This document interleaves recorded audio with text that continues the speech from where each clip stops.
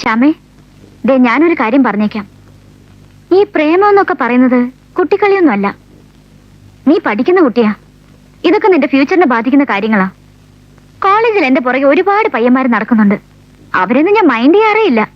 പെൺകുട്ടികളെ കുറച്ച് ഗട്സ് ഒക്കെ വേണം. നിനക്കിത് എന്ത് പറ്റി? എന്തോ ഞാൻ രാജുവിനെ ഇഷ്ടപ്പെട്ടു പോയി. അയാൾക്ക് എന്താ ജോലി? വീഡിയോഗ്രാഫറാ. വീഡിയോഗ്രാഫറോ? ഒരു വീഡിയോഗ്രാഫർക്കൊക്കെ എന്ത് കിട്ടാനാ?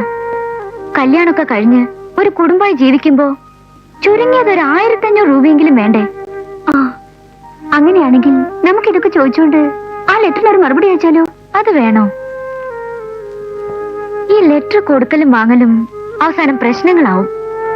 കത്തെഴുതുന്ന നമ്മൾ രണ്ടാളും അല്ലാതെ വേറെ ആരും അറിയില്ലല്ലോ. ഞാൻ പെനും പേപ്പർ എടുക്കട്ടെ? ഞാൻ എഴുതിക്കോളാം. മേഴ്സി പറഞ്ഞാ മതി. പറഞ്ഞൊക്കെ തരാം. പക്ഷെ എന്തെങ്കിലും ഒരു പ്രോബ്ലം ഉണ്ടായി കഴിഞ്ഞാ ഞാൻ എഴുതി തന്നെന്ന് ആരോടും പറഞ്ഞേക്കരുത്. ഇല്ലെന്നേ. എഴുതിക്കോ.